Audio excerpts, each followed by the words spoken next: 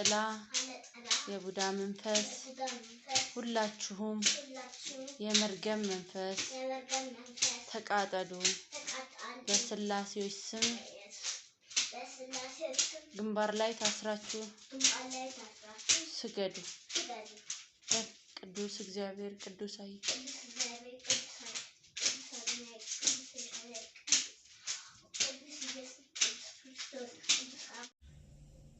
ይህንን የመቁጠሪያ አቀጣቀጥ መቀጥቀጥ የሚባል ያ ብቻ አይደለም። ሲቀጠቀጥ አጋንንትን መጥራት ከዛ መቀጥቀጥ ጭንቅላትን፣ ትከሻን፣ እግርን፣ እጅን እንደተመለከታችሁት ከየት መጣ ነው ጥያቄው። በቤተክርስቲያን ውስጥ ነበረ ወይ ነው ጥያቄው። ከቅዱሳን አባቶቻችን የተማርነው ነው ወይ? ከመጻሕፍት ያገኘነው ነው ወይ? በእውነት እንዲህ ያለ ስርዓት አጋንንትን እየጠሩ በመቁጠሪያ ራስ መቀጥቀጥ አጋንንትን ለማስወጣት ማለት ነው። እንዲህ ያለ ነገር በቅዱሳን አባቶቻችን ነበረ ወይ ነው ጥያቄው። መልሱ አልነበረም። እንደዚህ ያለ መቀጥቀጥ ከመጻሕፍት ከቅዱስ ወንጌል፣ ከድርሳናት፣ ከገድላት ተገኝቷል ወይ? ነበረ ወይ ነው ጥያቄው። መልሱ አይደለም፣ አልነበረም፣ አልተገኘም። ይህንን እየፈጸሙ ያስተማሩ ቅዱሳን አባቶች ነበሩ ወይ? በመቁጠሪያ ራሳችሁን እንዲህ እየቀጠቀጣችሁ አጋንንቱን ስሙን አጋንንት ብላችሁ እየጠራችሁት ቀጥቅጡ የሚሉ ቅዱሳን ቤተክርስቲያን ሰፍራ ቁጥራ ከሰጠችን መጻሕፍቶች ውስጥ ከቅዱሳን አባቶች ውስጥ ነበረ ወይ ጥያቄ ነው። መልሱ አልነበረም፣ የለም። ይሄ ነው መልሱ። 4 ነጥብ። ታዲያ ከየት መጣ ጥያቄ? ብዙዎች ይህንን ጥያቄ ምን አድርገዋል የሚለውን መጀመሪያ እንመልከት። ከቤተክርስቲያን ያልተገኘውን ከቤተክርስቲያን እንደተገኘ አድርገው ወንጌልን ጠቅሰው አጣማዋል። እነማን? እነ አጥማቂ ግርማ፣ እነ ተስፋዬ አበራ ገጠመኝ፣ ልጃቸው ቀሲስ ኃይለ መለኮት፣ እነ ቄስ ሄኖክ የተባሉ 2 ትልቅና ትንሽ እና ብዙ የነሱን የክህደትና የድፍረት የመናፍቃዊ ጉዞ የተከተሉ ሁሉ መጽሐፍ ቅዱስ ጠቅሰው ያልነበረን ነገር እንደነበረ አድርገው ገድሉን ሁሉ ባልተጠቀሰበት ጠቅሰው የግለሰብን ህልምና ልምምድ በቤተ ክርስቲያን ውስጥ በሐሰት እንዲመሰክሩና እንዲያሰርጹ ብዙዎችን አሳስቷል። ብዙዎች ተግተዋል፣ እየተጉም ነው፣ እየተከራከሩም ነው። ሌላው የዚህ የመቁጠሪያ አካሄድና አፈጻጸም ትልቁ ክፋቱና መጥፎ ነገሩ ምንድን ነው ካላችሁ፣ ይህ መናፍቅነት ነው። እንዴት ብላችሁ ጠይቁ። መናፍቅነት የሚሆነው እንዴት ነው ካላችሁ፣ በኢትዮጵያ ኦርቶዶክስ ተዋሕዶ ቤተክርስቲያን በወንጌል የምትመራ በወንጌል መራይከነ በወንጌል መራህን ወበነቢያት አዘዝከነ በነቢያት ነገርከን፣ በሐዋርያትና በነቢያት ቃል የተመሰረተች የታነጸች ቅድስት ቤተክርስቲያን ነች። በግለሰብ ህልም የታነጸች እና በግለሰብ ህልም ስርዓት የሚሰራላት አይደለችም።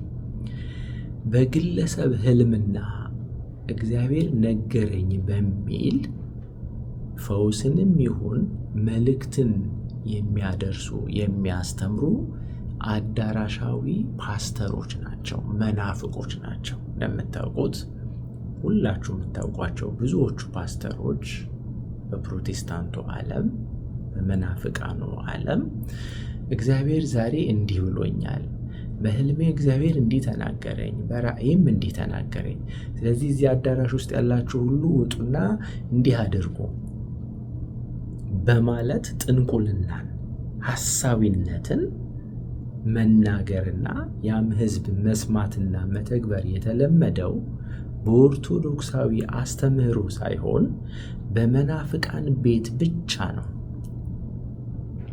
በኦርቶዶክስስ ቀኖና አለ፣ ዶግማ አለ፣ ስርዓት አለ፣ ገደብ አለ፣ ወደብ አለ፣ ልክ አለ፣ ሚዛን አለ። ጥንቅቅ ተደርጎ ያለቀ የተሰራች ቤተክርስቲያን ነች። በመሰረት ላይ መሰረት መጨመር አይቻልም፣ መሰረቱንም ማፍረስ አይቻልም። ያለውን መቀነስ፣ የተቀነሰውን መጨመር አይቻልም። ያለቀ የተጠነቀቀ በአምሳለ ኢየሩሳሌም በስርዓተ ሰማይ የተሰራች ቤተክርስቲያን ነች እንጂ ዕለት ዕለት በሚነሱ ሐሰተኞችም ሆነ ደፋሮች፣ ኢቭን ጸሎተኞች ህልም ስላዩ ሱባኤ ስለገቡ ህልም ተገለጠልኝ ራእይ ታየኝ ስላሉ በቤተ ክርስቲያን ውስጥ አንድም ስርዓትና አገልግሎት ማስረጽ አይችሉም በፍጹም። ይህ መናፍቅነት ነው።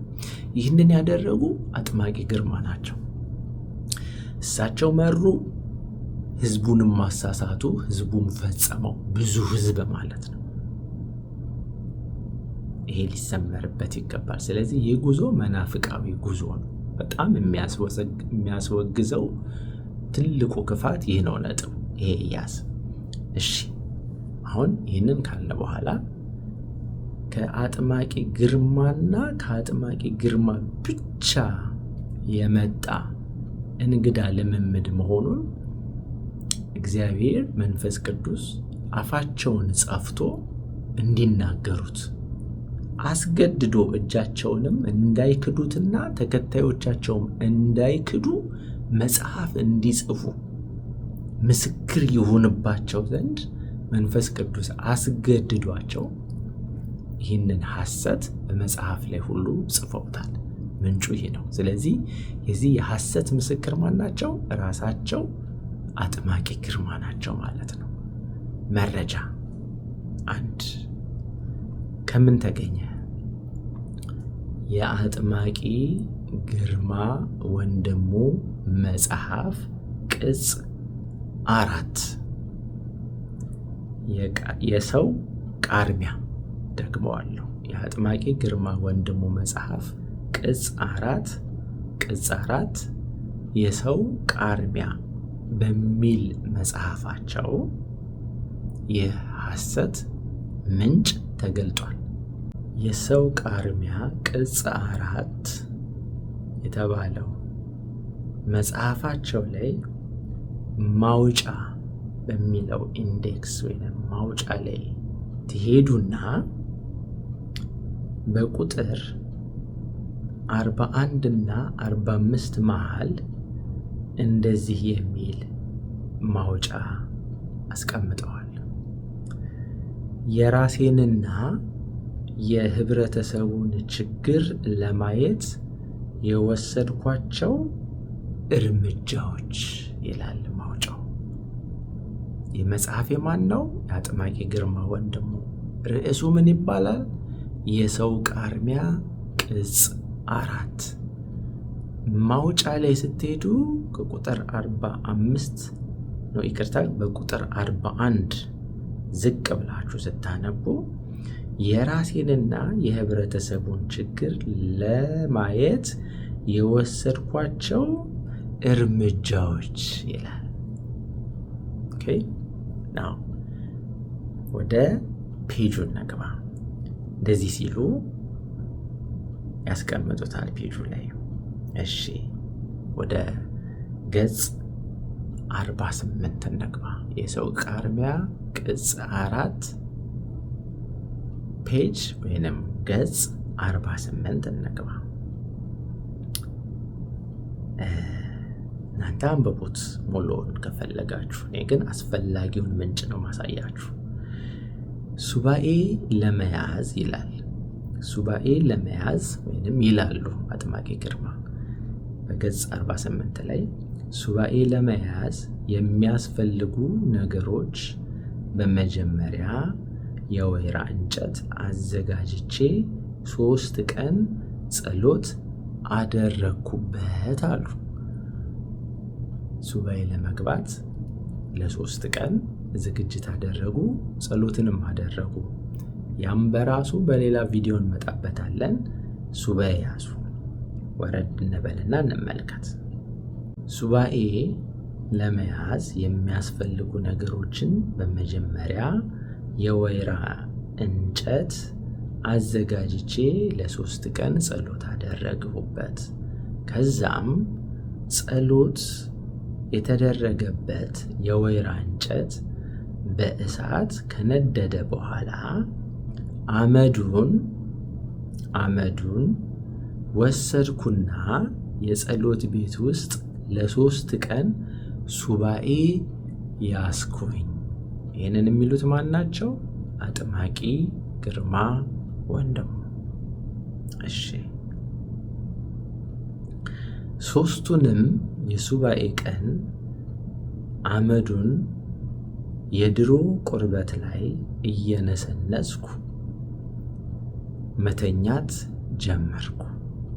በመቀጠልም ጸሎትና ስግደት በየ3 ሰዓት ማለትም ጠዋት 3 ሰዓት፣ ቀን 6 ሰዓት፣ ከሰዓት 9 ሰዓት፣ ምሽት 12 ሰዓት 3 ሰዓት እና ሌሊት 9 ሰዓት እንዲሁም ንጋት 12 ሰዓት ጸሎት ማከናወኑን ተያያዝኩት ይላሉ አጥማቂ ግርማ።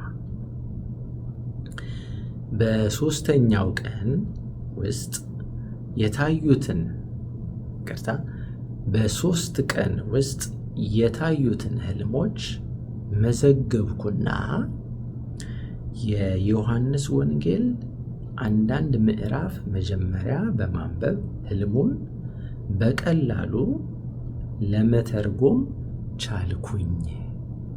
ህልም ሱባኤ ያዙ። 3 ቀን በ3 ቀን ውስጥ ያዩትን ህልም መዘገቡት።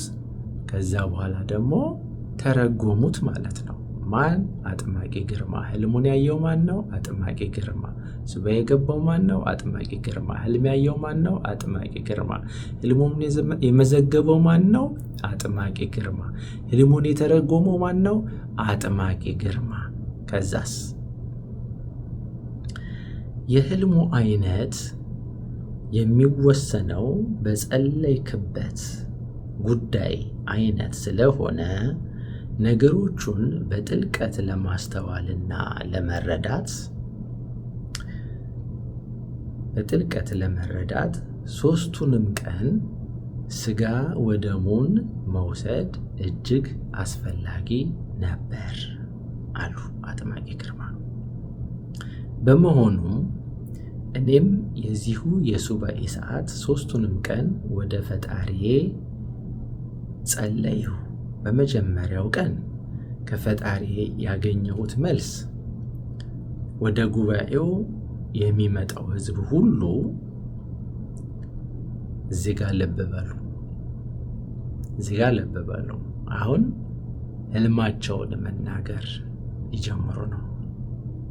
መጽሐፉን ነው ማነብላችሁ፣ አንብቡት። መዋሸት አይቻልም። ከዚህ መውጣት አይቻልም። ይበነዋል።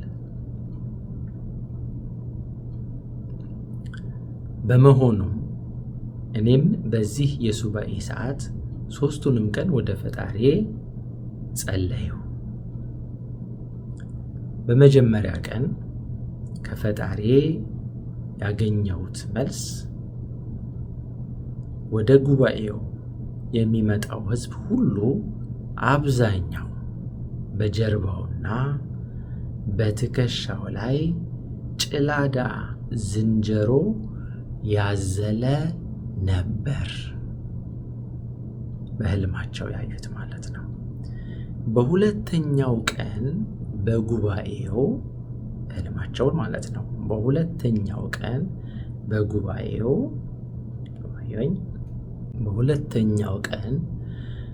በጉባኤው ላይ ከተቀመጡ ሰዎች ላይ ዝንጀሮዎቹ እያወሩ ራሳቸው ፀጉር ላይ ቅማል ሲለቅሙ አየሁ። ይህንን የሚያየው ማን ነው? አጥማቂ ግርማ። በምናቸው? በህልማቸው። በሦስተኛው ቀን ጥቅስ ምልክት አድርገውበታል። ጌታ ሆይ ያሳየኸኝ በሰው ሕይወት ውስጥ የአጋንንትን አገዛዝ ነውና አመሰግንሃለሁ፣ አከብርሃለሁ ብዬ ጸሎቴን አድርሼ ተኛው።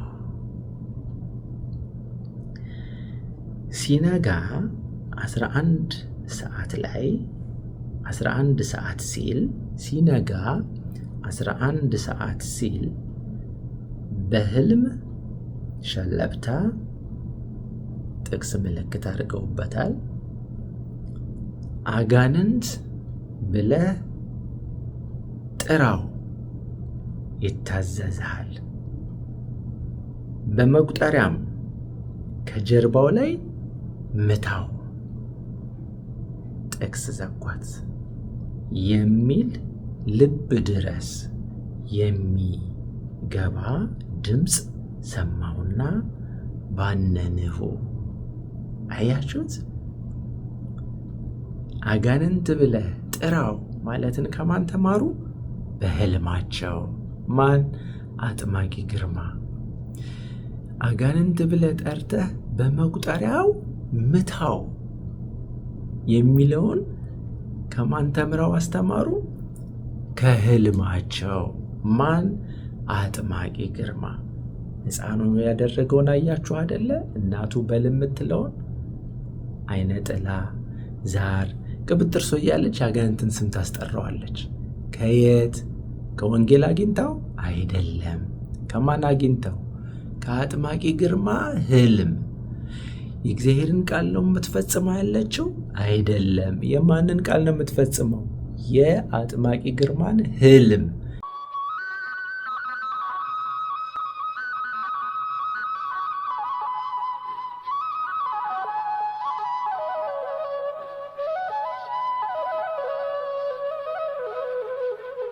የሃይማኖት ሚዛን